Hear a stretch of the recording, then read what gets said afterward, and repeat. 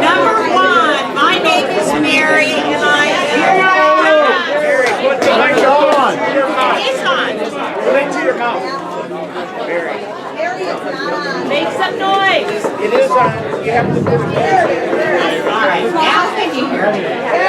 Okay. My name is Mary, and I cannot believe how many of you are here on this blessed evening. Even though it's windy, the wind is bringing us knowledge. Please be with me. I have a prayer. Dear Lord, please welcome all our friends in peace tonight.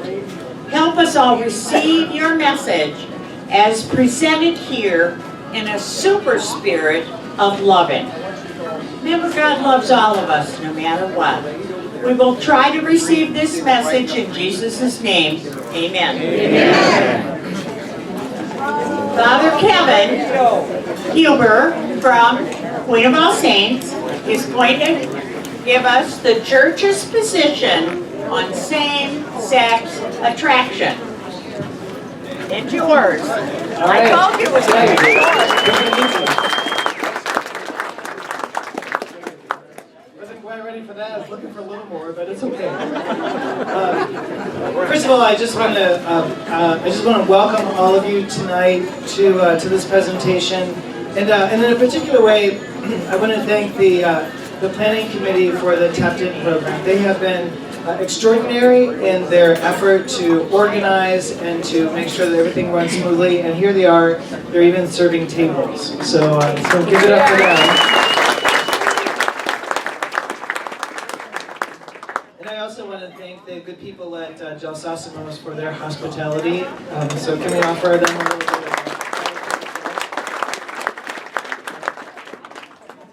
So I'm going to give you a little bit of backstory to this topic. When I realized that the topic of same-sex attraction is very, very controversial, and I realized that it probably would draw a crowd, but I was not anticipating this kind of crowd. I mean, there's actually a room around the corner in the back of the restaurant that's filled.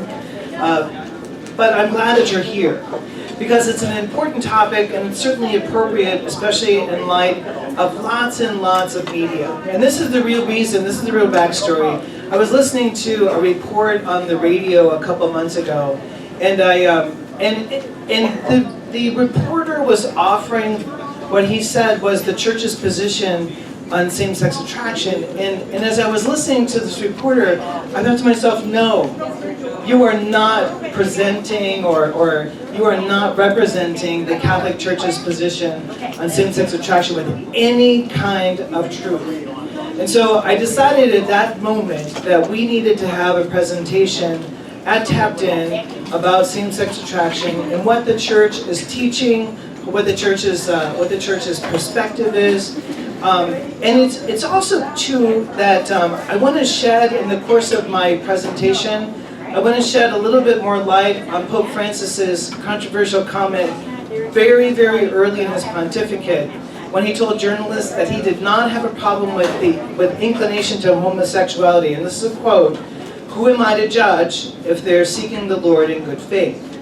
And that one sentence has brought about a tremendous amount of conversation and a tremendous amount of hope as well. So I just want to share with you some thoughts, and please understand that all of the information that I'm offering you tonight is not my opinion. It is from the documents of the church, it's from the United States Conference of Catholic Bishops, it's from the scripture, it's from the Catechism of the Catholic Church. It is not my opinion. I want to lay a little bit of groundwork too for our conversation. First of all, I am not on the defensive.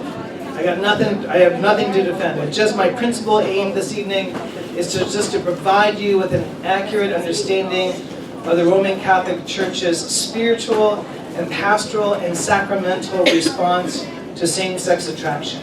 My aim is certainly not in any way, shape, or form to offend or hurt anyone. And I certainly want to respect women and men who experience same-sex attraction.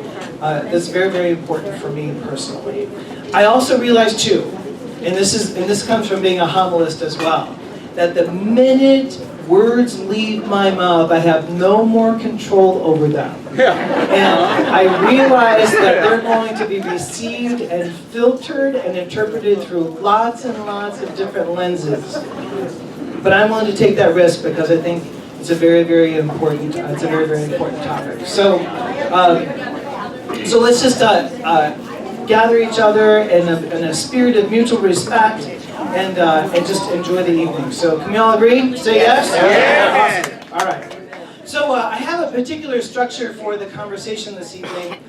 First of all, I want to talk about biblical foundations for the church's position. How the church understands. You're going to get some vocabulary lessons tonight. I want to talk to you about the church's understanding of Christian anthropology. All right? Oh yeah, we're going to talk about Christian anthropology. Secondly, I want to talk to you about the catechisms, the catechetical teaching on the church's position on same-sex attraction. I want to offer you the church's pastoral response, the church's sacramental response, and then identify some conclusions, and then we'll have a little bit of time for questions and answers. Okay, so that's my little plan. Are you ready? Ready. Ready to take off? Okay. So one last note.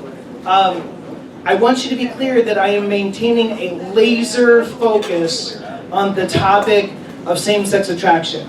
If we launch into any conversation about transgender issues or gender reassignment, we will go far, far away from our original topic and possibly create more confusion rather than clarity. So let's all agree that we're just going to focus tonight on same-sex attraction, okay? We're all good for that? Awesome. Okay, any questions so far? Going once? 4 people in the back room don't have a chance? All right, we're on our way. Okay, so first of all, let's talk about some biblical foundations, my friends. Everything really that the church understands, and again, this is all about Christian anthropology. So what the church understands about the human person is really ultimately found in the first 2 chapters of the book of Genesis, because the book of Genesis offers us the creation story. And in fact, the book of Genesis offers us not 1, but 2 creation stories. But in particular, I want to focus on the creation story in the first chapter. And I want to share from chapter 1, verse 26 through verse 31. So this is what the book of Genesis has to say. Then God said, "Let us make man in our image, after our likeness. Let them have dominion over the fish of the sea, the birds of the air, and the cattle, and over all the wild animals and all the creatures that crawl on the ground." God created man in his image. In the divine image he created him. Male and female he created them. God blessed them, saying, "Be fertile and multiply. Fill the earth and subdue it. Have dominion over the fish of the sea, the birds of the air, and all the living things that move on the earth." God also said, "See, I give you every seed-bearing plant all over the earth, and every tree that has seed-bearing fruit on it to be your food, and to all the animals of the land, all the birds of the air, and all the living creatures that crawl on the ground, I give all the green plants for food." And so it happened. God looked at everything he had made and found it very good. It's very, very important. This lays out the biblical framework for the conversation that we're going to have tonight. And there are some very important things that we want to uncover just in these 6 short verses. So from the first principle I want to offer you is that from the book of Genesis in chapter 1 and 2, the church has largely created its understanding of God's design and plan and will. When we read the words of these first 2 chapters, we come to a tremendous amount of clarity about what is in God's mind, about what he is thinking, about what he wills, about what he designs for creation. And that's very, very important for us to understand. This passage that I just read to you, in particular, is the source for how we understand the human person, the purpose of sexuality, and the ends of the sexual act. This is very important for us to understand if we're going to have any kind of contact or any kind of conversation about this topic. So what we need to notice first is that the human person, and this is critical and foundational, the human person is created in God's image and likeness. We hear this. God created man in his image. In the divine image he created them. Male and female he created them. Super important for us to understand. In other words, every human person has dignity and has value. Regardless of any sinful inclination. Every one of us in this room tonight, every person ever born has been created in the image and likeness of God, and as such enjoys an intrinsic value and dignity. Secondly, that value and dignity is inviolable. In other words, it can't be taken away, it can't be violated. And the reason why is that it doesn't come from us. We're not the source of that dignity. We're not the source. We ourselves are not the source of that value. It is rather God himself who is the source of that value and dignity. So it's these biblical passages and from human experience that we've developed what we know as the natural law, the law of nature, or the order of nature. So when we talk about the human person, when we talk about moral theology, when we talk about the laws of the church, so much of that flows from obviously divine law that's been passed on to us, like the Ten Commandments, like the commandments that Jesus gave to love one another. The reality is that it's also the case that the natural law is very, very much a part of how we understand our moral law, how we understand how we're supposed to live, how we're supposed to act, how we're supposed to be. There are a couple things in the Catechism of the Catholic Church that I really want to share with you as regards the natural law, because again, it's just so important and critical to this whole conversation. In particular, one moment please.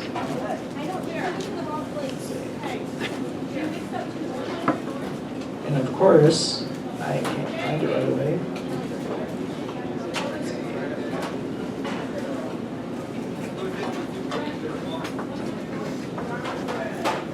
Excuse me. I marked this earlier, I promised I did. Here we go. Okay. These are the two things that I want you to hear. Natural law is a participation in God's wisdom and goodness by man formed in the image of his Creator. It expresses the dignity of the human person and forms the basis of his fundamental rights and duties.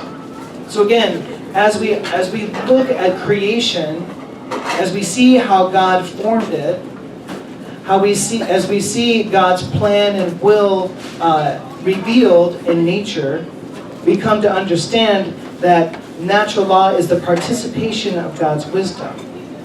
And this is also important. Natural law is immutable. And if that's a hard word for you, it means that it is unchangeable. Natural law is unchangeable. It's permanent throughout history. The rules that express it remain substantially valid. It is a necessary foundation for the erection of moral rules and for civil law. So when we're talking a little bit later about same-sex attraction, we have to take into account, and as we're also talking about sexuality, we have to take into account the natural law. That, again, God created everything with a particular plan and will and design. So those are very, very important notions for us to understand. Okay, questions? No? Going once? Going twice? All right, here we go. So we're going to move on then. So now that we've kind of laid out our biblical foundation, let's talk about our catechetical perspective. Now, the Catechism actually has only about 3 or 4 specific articles that address the issue of homosexuality. And in particular, there are two that we're going to address tonight. The first one is Article 2357, and this is what it says, and I want you to listen to it very carefully. Homosexuality refers to relations between men or between women who experience an exclusive or predominant sexual attraction toward persons of the same sex. It has taken a great variety of forms through the centuries and in different cultures. Its psychological genesis remains largely unexplained. So in other words, we're not really quite sure, or scientists are not really quite sure, why some people have a same-sex attraction and others don't. Basing itself on sacred scripture, which presents homosexual acts, that's a very important distinction. Basing itself on sacred scripture, which presents homosexual acts as acts of great depravity, tradition has always declared that homosexual acts are intrinsically disordered. They are contrary to the natural law. They close the sexual act to the gift of life. They do not proceed from a genuine affective and sexual complementarity. And under no circumstances can they be approved.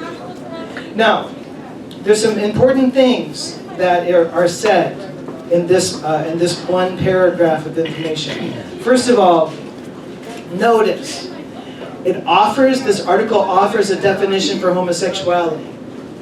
So it is an exclusive or predominant attraction toward a person of the same gender. When it talks about depravity, when it talks about the gravity or the sinful dimension, what they are talking about is not the homosexual person. They're talking about the homosexual acts. That's the difference.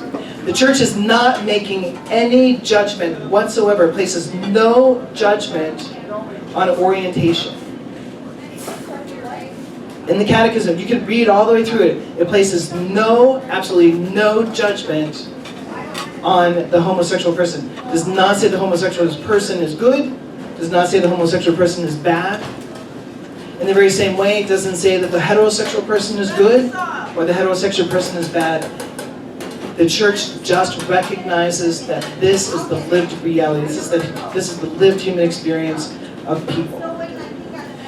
But what it does say is that the homosexual acts are the challenge. They are intrinsically disordered. So again, if you go back to the first chapter from the book of Genesis, when God gives the command to the men and women, he says, "Be fruitful and multiply."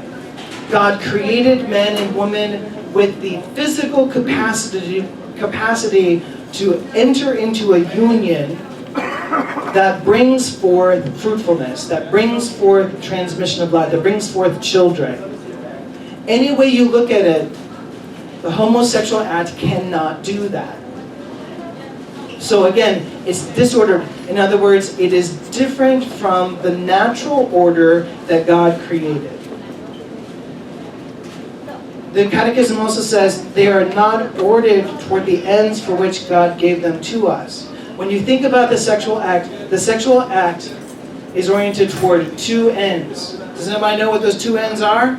You're going to wow me with your theological knowledge? Declan, what are the two ends? That's right. The ends of the sexual act are A, unity. And you can see that. That is naturally what happens in the sexual act. Secondly, its end finds fulfillment in procreation, in the transmission of life. And that's what makes it disordered. And the church teaches, and the church says the same thing about contraception. Contraception has the same problem. If a couple is contracepting, it's disordered. It's not fulfilling God's plan and law and design as He gave it to us or as He created nature. Does that make sense to you? Yes. You follow me so far? All right. So, So I just want you to be really, really clear about that. The church is simply making a moral judgment, a moral statement about the homosexual act, not about the person. In fact, in Article 2358, notice what the Catechism says. The number of men and women who have deep-seated homosexual tendencies is not negligible. They do not choose their homosexual condition. For most of them, it is a trial. They must be accepted with respect, compassion, and sensitivity. We're going to go back to this because this is critically important for us. They must be accepted with respect, compassion, and sensitivity. Every side of unjust discrimination in their regard should be avoided. So that's what the church has actually says. So what's important here, again, is that there's no value judgment being placed on heterosexuality or homosexuality. The church is simply saying that same-sex attraction is a reality in the lives of some men and women. And homosexuality is not seen as a problem to be solved or a question to be asked. The moral challenge comes with the homosexual act. In the same way, heterosexuality may not. In the same way, heterosexuality may conform to the natural order, but sexual acts outside the context of marriage, or sexual acts that are not in accord with nature.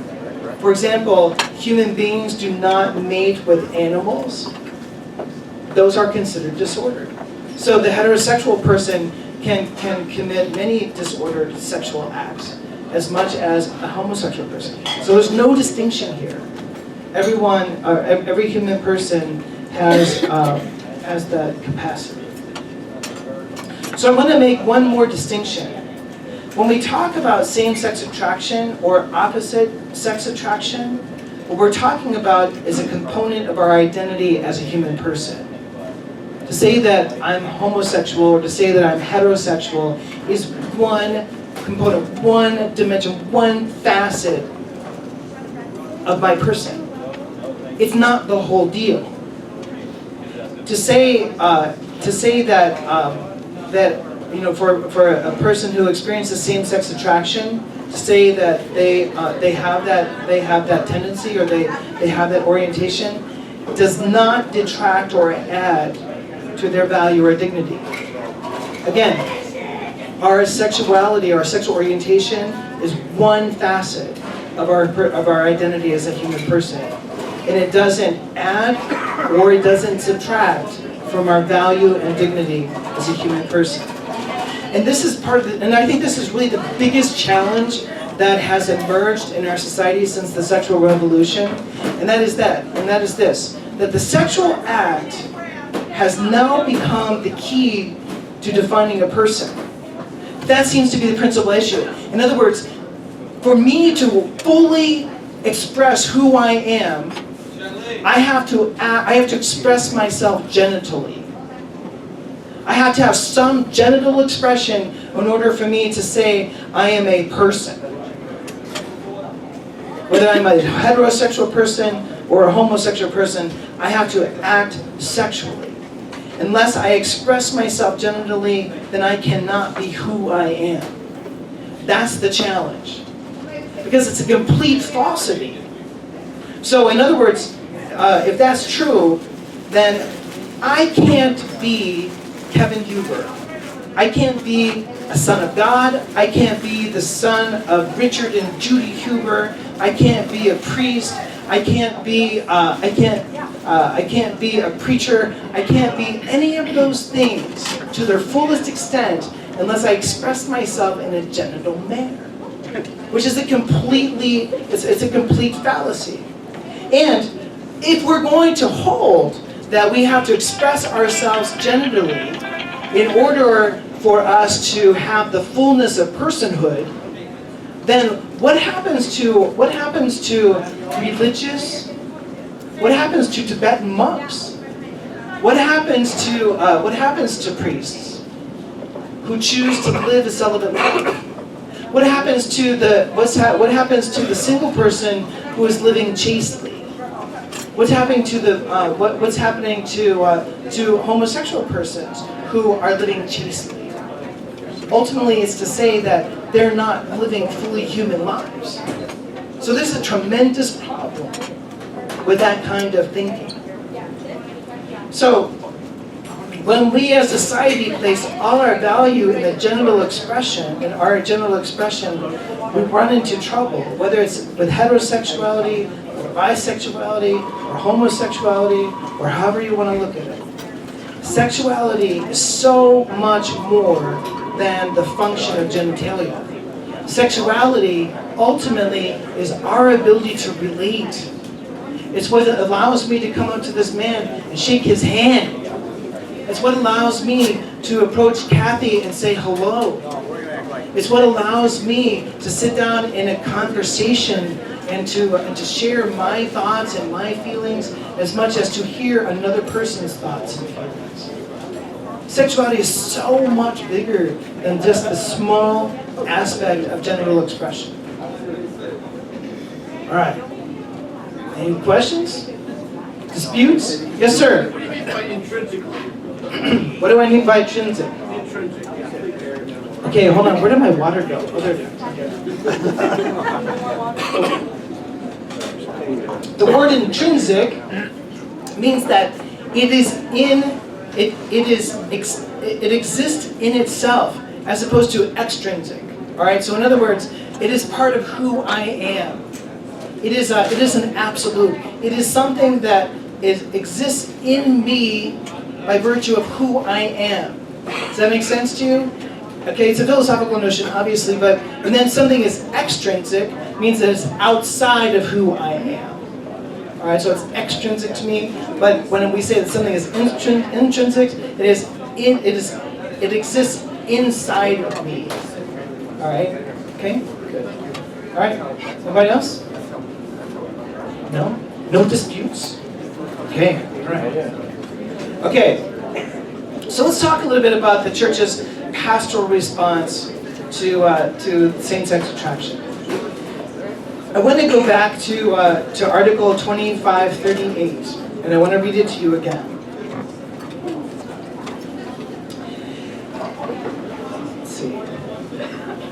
They, that is, men and women who experience same-sex attraction, do not choose their homosexual condition. For most of them, it is a trial. They must be accepted with respect, compassion, and sensitivity. And I want you to be very clear about this. Every sign of unjust discrimination in their regard should be avoided. That's hugely important. This is not what you're hearing in the media. This is the problem. This is one of the reasons why I want to address this issue. Is because what the church is not shunning, it is not pushing away, it is not rejecting people who experience the same-sex attraction. If you hear a person, if you hear a priest or hear religious or someone say that, they're not being true to what is part of that is the deposit of our faith, which is all found right here. They're not being true to it. Again, every Catholic person has value, dignity.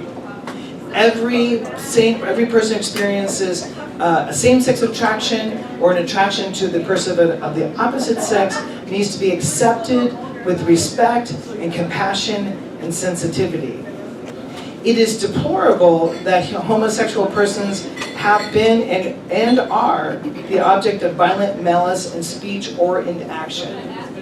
The bishops of the United States said that in a document that was written in 2006. It is deplorable that homosexual persons have been and are the object of violent malice in speech or in action. And again, the church's position goes back to this whole notion of intrinsic value and dignity as being created in the image and likeness of God. Being created in the image and likeness of God doesn't have any bearing, their same-sex attraction does not have any bearing on their value and their dignity. The bishops also go on to say that those who administer in the name of the church must in no way contribute to such injustice as discrimination or any kind of malice in speech or in action. The bishops go on to say that the church makes a distinction, as we said earlier, between same-sex inclination and homosexual acts. So I just want you to walk away. If you don't walk away with anything else tonight, I want you to walk away with value and dignity regardless of sexual orientation, and I want you to walk away with the distinction between homosexuals or people of same-sex attraction and homosexual acts, sexual acts between persons of the same gender. Okay? So, and this is very interesting. The bishops also said, and this may shock you, so hang on. Are you ready for it, Joanne? The bishops were very clear. Homosexual attraction is not in itself sinful. I want you to be really clear about that. So if you have family members, or if you have friends who experience a same-sex attraction, in and of itself, it is not sinful. How they express that can be, but is not necessarily sinful. Okay? I want you to be clear about that. The bishops offer some very, very clear pastoral suggestions. So first of all, they say that they want to encourage persons who experience this challenge or experience same-sex attraction in their lives as much as the person who has a same gender or an opposite gender attraction, to seek the guidance of a confessor and or a spiritual director. But that's going to be a really, really important part, because the person who has a same-sex attraction, just as much as the person who has attraction for people of the opposite gender, we're all going to benefit from spiritual direction. We're all going to benefit from the sacrament of reconciliation. The second thing is, and again, I just want to stress this point, this is not particular to the persons of same-sex attraction or same-sex orientation. The bishops say, we want to encourage them to grow in virtue. So no matter who you are, we need to grow in virtue. We need to grow in our ability to be temperate. You all know what temperate means? Balanced. I'm a long way, but you know what? It's okay. To become temperate, to become brave, to be just, to be prudent. And it's very interesting, the tradition, the moral tradition of our church says that when we repeatedly perform acts that are temperate and brave and just and prudent, that embody virtue, we become virtue. It's very, very interesting. It's just in the converse, if we continually do things that are not brave, that are well, we call them vices. If we continue to do things that are bad, that are unhealthy, that are destructive, then essentially we become vicious, right? So the bishops are saying we need to encourage everyone to grow in virtue. And then this is the big key, and in my mind, this is the answer to this whole challenge, whether you have a same-sex attraction or whether you're attracted to the person of the opposite sex. This is the deal. And this is what nobody's talking about these days. And the bishops are very clear to say this, is that we need to live chastely. We need to live chastely. And what they're saying is that we are all called to live chastely. In other words, we need to live out our sexuality according to our state in life. That what we do with our bodies reflects what's going on our spirit. That's the issue. Sexual expression and the use of our sexual genitalia has become recreational. It's just something that we do. Maybe for some folks it's to pass time. Maybe some folks are bored. Maybe some folks just want to explore. Maybe some folks want to, are just attracted to folks and they don't know how else to express their affection. Maybe some folks are needy. I mean, there's a billion reasons why people are sexually active, but at the end of the day, we are all called to live chastely. Whether you're a married person or a single person, or a priest, or a religious. We're all called to live chastely. And it's very interesting because the bishops, they said something fascinating. What happens when we don't live chastely? And in fact, we can, I'm going to read this to you because it's such a powerful statement. And we can substantiate this with our own experience. It is sad to note that in our society, violation of chastity and the pervasive human suffering and unhappiness that follow in its wake are not uncommon. Many families experience firsthand the human devastation that results when marriage vows are broken, or the human heartbreak that can lie in the wake of sexual promiscuity. Chaste living is an affirmation of all that is human and is the will of God. It is we who suffer when we violate the dictates of our own human nature. So really the issue, the key to this whole picture is live chastely. And granted, that's a tall order, I get that. Especially in our culture, our society that has so sexualized everything. We have to, it's a very, very difficult challenge, I get that. But that doesn't alleviate, or that doesn't dispense us from the responsibility to live chastely. So the bishops also talk about that one of the pastoral responses that the church offers to people of same-sex attraction is nurturing human bonds, developing friends, and developing community. They say seeking to form stable friendships with people that experience heterosexual and homosexual tendencies is important for us to live, or it is important for people of same-sex attraction to live a balanced life. In the very same way, it's the same thing for people of opposite gender attraction. We need to, these principles we can use for, we can apply to people who are heterosexual. They also said a homosexual person can have an abiding friendship with another homosexual without genital expression. And I don't think that's unreasonable. I have lots of, I have friends who experience the same-sex attraction, who live chastely. It doesn't, just because one is homosexual just as much as one is heterosexual, we are not driven, we are not compelled, we don't have to engage in general activity. So they say a homosexual person can have an abiding friendship with another homosexual without genital expression. Indeed, the deeper need of any human is for friendship rather than genital expression. Which is really, really interesting. It's a very, very important notion. So promoting relationship with God, they also say that one of the pastoral responses is to promote a relationship with God. Encourage people of same-sex attraction to develop the relationship with our Lord.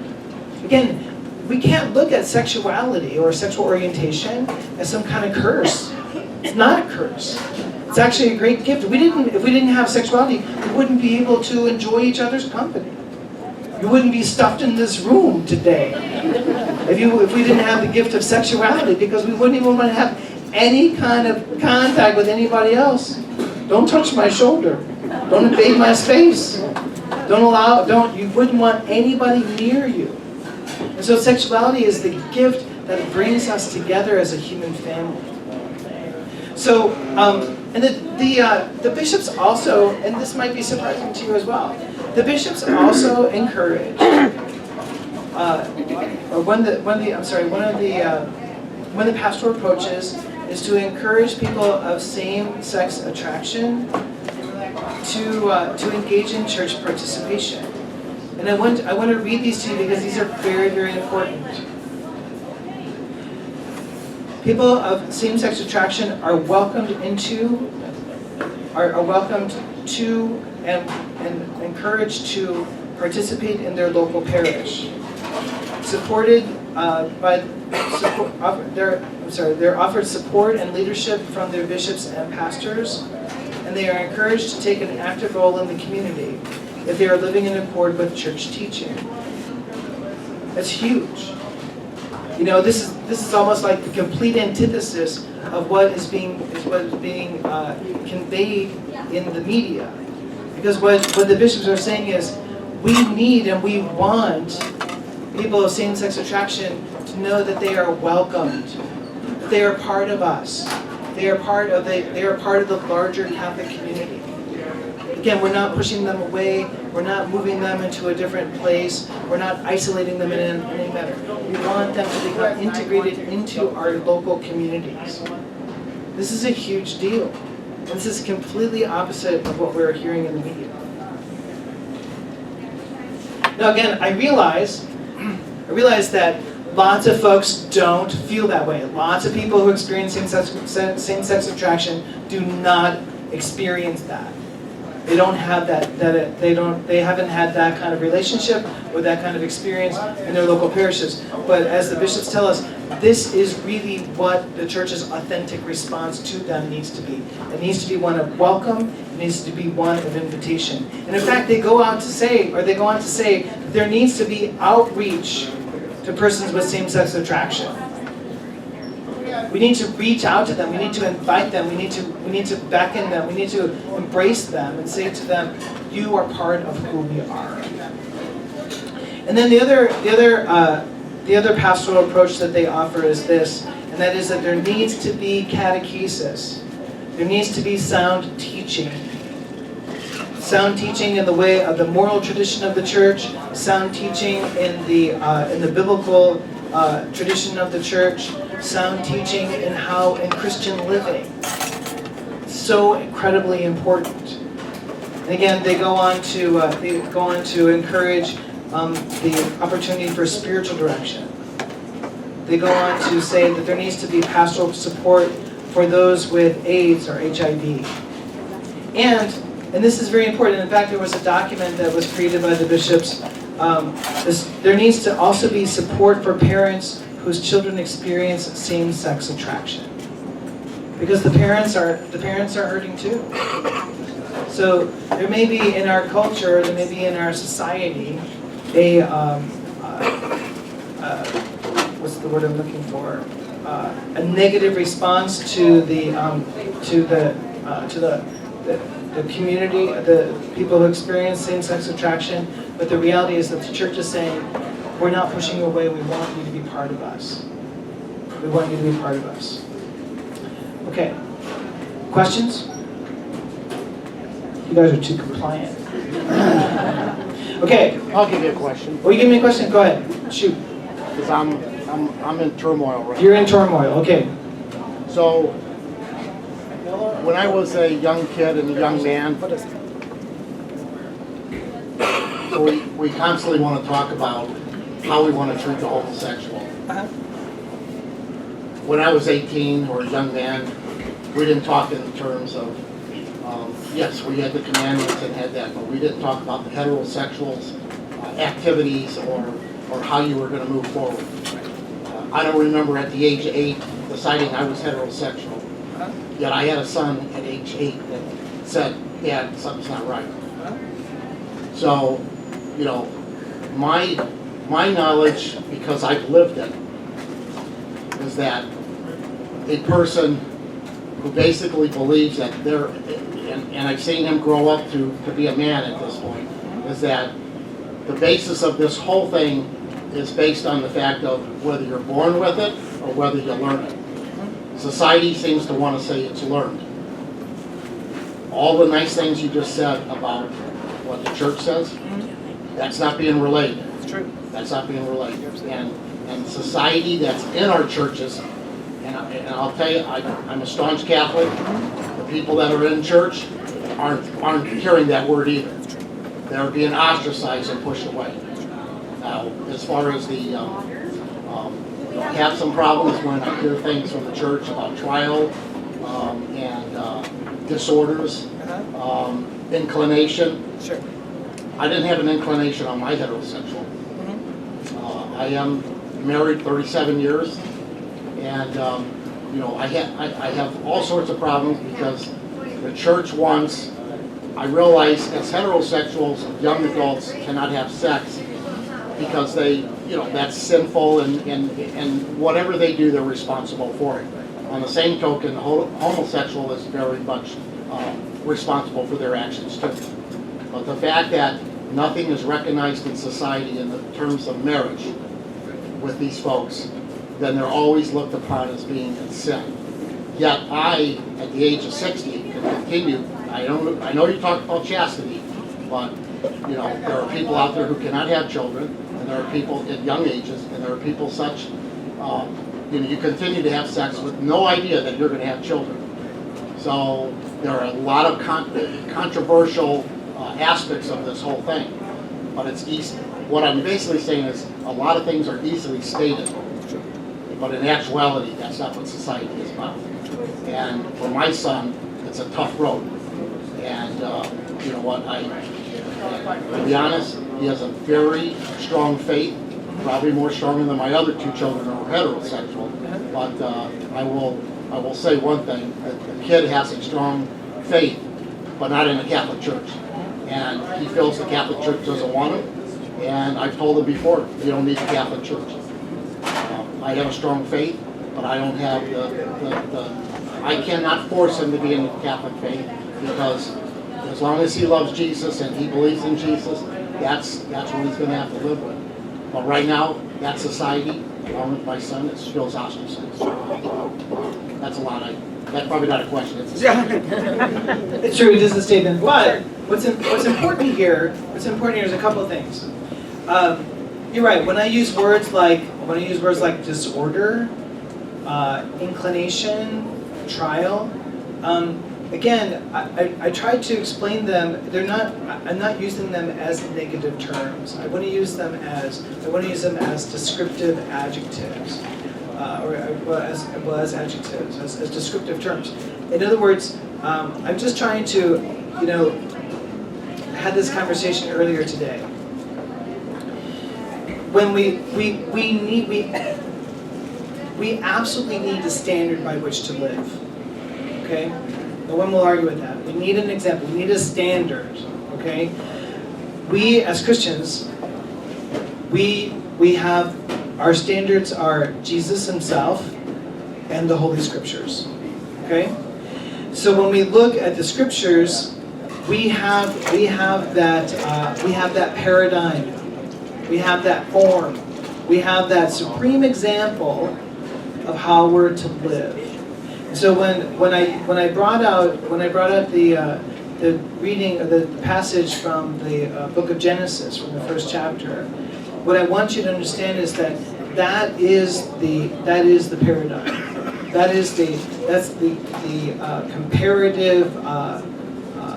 comparative form for what we do and how we live and how we believe. And so when something deviates from that, I'm not using deviation in a negative manner. When something is different from that, then that's why we would say it's something that's a disorder.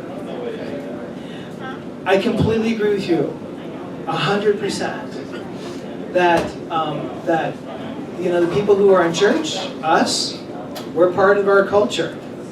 And if our culture is homophobic, if our culture doesn't support same-sex attraction, or if our culture doesn't treat people with same-sex attraction with the respect, and the compassion, and the sensitivity that they deserve, then shame on us.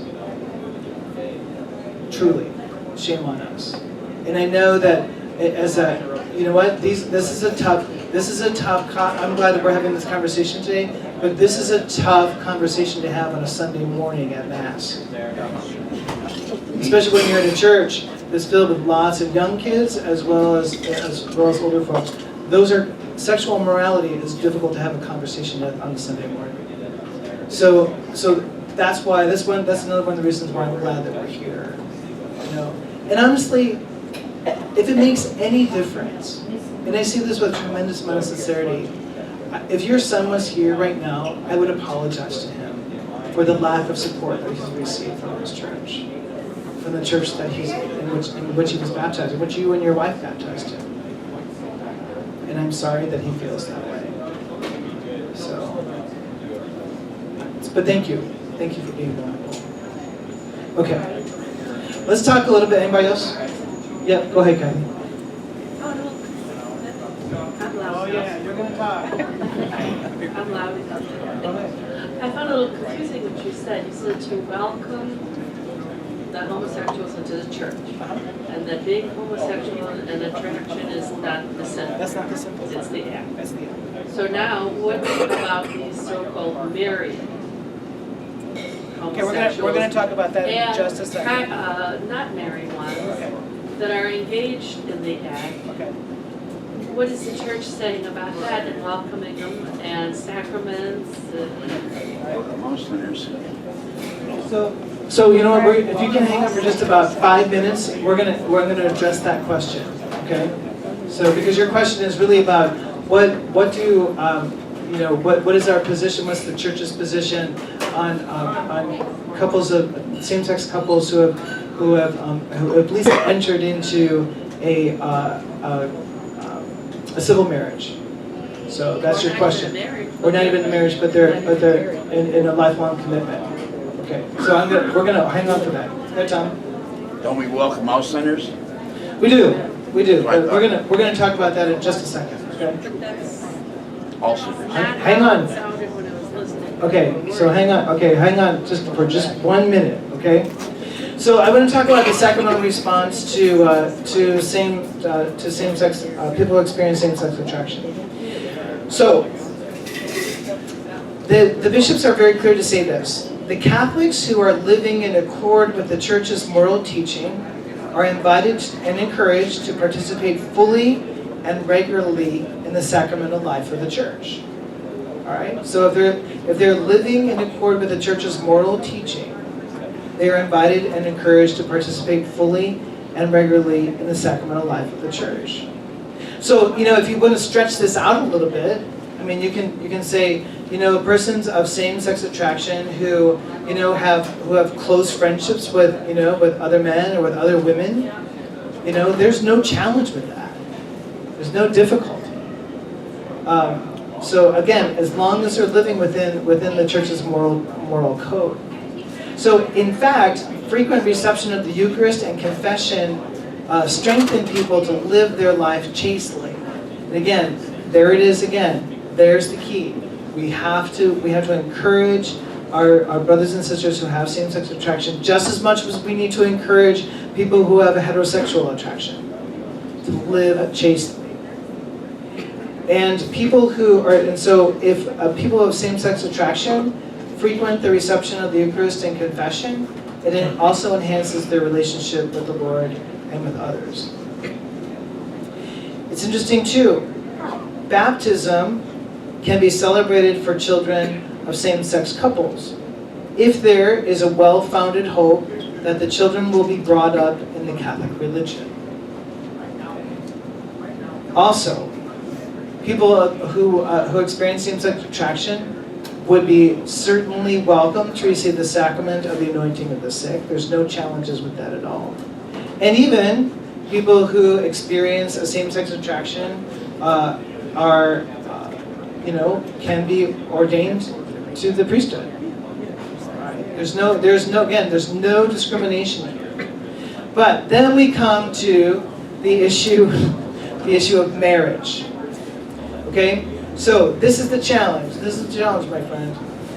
The challenge comes with marriage because the Church recognizes that marriage exists solely between a man and a woman. And again, we go back to the book of Genesis. Right? So God creates a man and a woman. He says the two become one. And that is the launching pad, if you will, or that's the foundation, it's a biblical foundation for our understanding of the sacrament of marriage. Marriage exists between a man and a woman who, by a natural or by a mutual personal gift, proper and exclusive to themselves, tend toward the communion of their persons. In other words, in the context of marriage, a man and a woman join themselves physically as well as spiritually in a communion of persons, and they bring forth life. And in this way, they mutually perfect each other. in order to cooperate with God in the procreation and not bringing of new human lives. Now what's important here is this, is that any way you look at this, if you take this biblical foundation, if you take this scripture passage from the book of Genesis, people who enter into, or people of same-sex attraction who enter into an intimate physical act, it is not open to, and it can't be. At least in a situation where you have a man and a woman, there's the possibility, there's an openness to that transmission of life. Even if people are older, a woman's reached the age of menopause, the reality is that they're still open. Granted, it might not physically be able to happen, but they're still open. Physically, it's unable to take place. There's no physical unity, nor is there the possibility for procreation. And therein lies the challenge. Okay.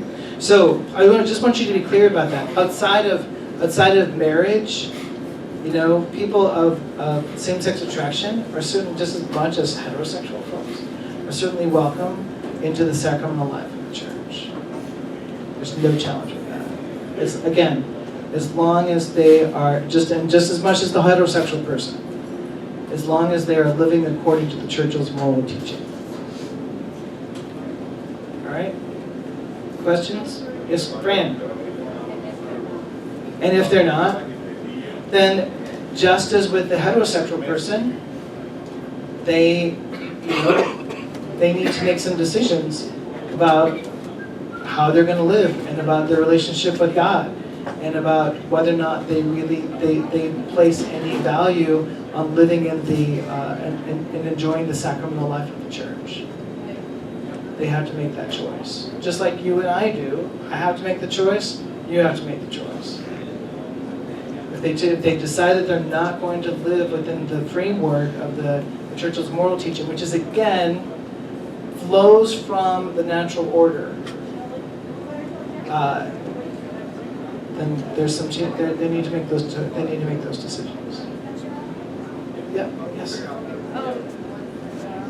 Not to change the subject, but I know that in the past, my mother was divorced, and my sister said, "Oh, she was kicked out of the church. She was kicked out of the church. No longer be Catholic." That was a misunderstanding, and a big misunderstanding. It caused a lot of problems. And then I also know that parents of kids with like special needs, when the kids are very disruptive, feel like they're not welcome in the church. So I just like saying this because there's other reasons for people not to feel welcome in the church, but if they knew the truth of it, they are welcome. It's very true. There's so many times that happens with this topic and other topics. Her statement's very, very interesting. She said that when her mother and father divorced when you were younger, and her sister told her mom that she was kicked out of the church, that she was no longer part of the church, which is completely untrue. Yeah. Not true. And even if your mother remarried, she would still be part of the church. Once you're Catholic, you're always Catholic. You can't leave, even if you wanted to. Well, even if you wanted to, you can't leave. Rest of your life. And the part of the reason is because when a person is baptized, when a person is baptized in the name of the Father, Son, and Holy Spirit, the tradition is that there is an indelible mark that a person receives on their soul.